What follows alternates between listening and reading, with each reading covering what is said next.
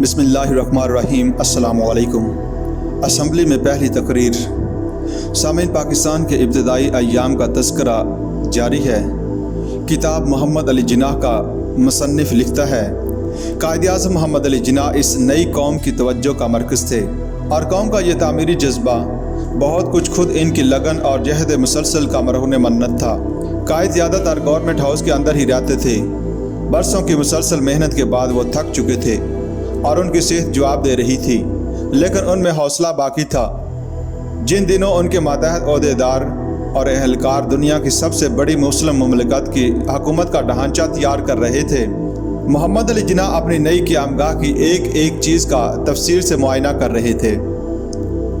ایک دن وہ اس کے کتب خانے میں گئے تو دیکھا کہ الماری خالی پڑی ہے۔ انہوں نے پوچھا، کتابیں کہاں گئیں؟ جواب ملا، سندھ کے گورنر صاحب یہ کوٹھی خالی کرتے وقت کتابیں اپنے ساتھ اٹھوا لے گئے۔ یہ سن کر قائد اعظم نے حکم دیا کہ وہ کتابیں یہی رہنی چاہیے، جاؤ اور انہیں واپس لا کر یہاں رکھو۔ اس کے بعد انہوں نے کوٹھی کے سامان کی فہرست کا معائنہ کیا تو دیکھا کہ کھیل کے سامان کا ایک سیٹ غائب ہے۔ دریافت کرنے پر معلوم ہوا کہ اس کی آئینے محرابیں اور لکڑی کی ہتھوڑیاں پنجاب کے گورنر کے ملٹری سیکٹری لاہور لے گئے تھے۔ قائد کو یہ بات یاد رہی اور چند ہفتے بعد جب وہ لاہور گئے تو انہوں نے حکم دیا کہ وہ سب سامان واپس کراچی بھیج دیا جائے۔ قائد اعظم ان دنوں اپنی زندگی کی سب سے اہم سیاسی تقریر بھی تیار کر رہے تھے۔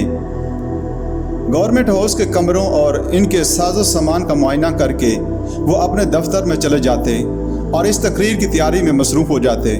یہ تقریر وہ تھی جو 11 اگست کو انہوں نے مجلس آئین ساز کے صدر کی حیثیت سے کرنی تھی۔ اس کی تیاری پر انہوں نے کئی گھنٹے صرف کیے۔ اس تقریر کے ذریعے انہوں نے یہ اعلان کیا کہ پاکستان کے سب شہریوں کو برابر کے حقوق حاصل ہوں گے اور اس معاملے میں مذہب و ملت کا کوئی امتیاز روا نہ رکھا جائے گا۔ انہوں نے کہا، اب تم سب آزاد ہو اور پاکستان میں تمہیں اس بات کی پوری آزادی ہے کہ اپنے مندروں، مسجدوں اور دوسری عبادت گاہوں میں جا کر اپنے عقیدے کے مطابق عبادت کرو۔ ہمارا یہ بنیادی اصول ہے کہ ہم سب ایک مملکت کے شہری اور مساوی حقوق کے مالک ہیں۔ یہ اصول مذہب، معتقدات اور ذات پات کے امتیاز سے بالاتر ہے۔ ہیکٹر بلاتو لکھتے ہیں، قائد اعظم کے ان الفاظ کی تہ میں وہی جذبہ کار فرما تھا جس کا اظہار 1400 برس پہلے پیغمبر اسلام صلی اللہ علیہ وآلہ وسلم نے یوں کیا تھا، خدا کی نظر میں سب انسان برابر ہیں اور تم میں سے ہر ایک کی جان و مال واجب الاحترام ہے۔ تم پر لازم ہے کہ کسی حالت میں بھی ایک دوسرے کی جان و مال پر حملہ نہ کرو۔ آج میں ذات، نسل اور قومیت کے تمام امتیاز اپنے پاؤں تلے روند کر مٹا رہا ہوں۔ قائد اعظم نے رواداری کی اپیل انگریزی زبان میں کی تھی تاکہ پوری دنیا تک ان کا پیغام پہنچ سکے۔ یہ تقریر ان کی رواداری اور وسعت نظری کی دلیل ہے۔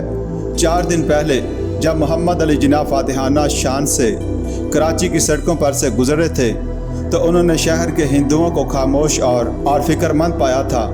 آئین ساز اسمبلی کے لیے افتتاحی تقریر لکھتے وقت غالباً یہی اقلیتیں قائد اعظم کے چشم تصور کے سامنے ہوں گی۔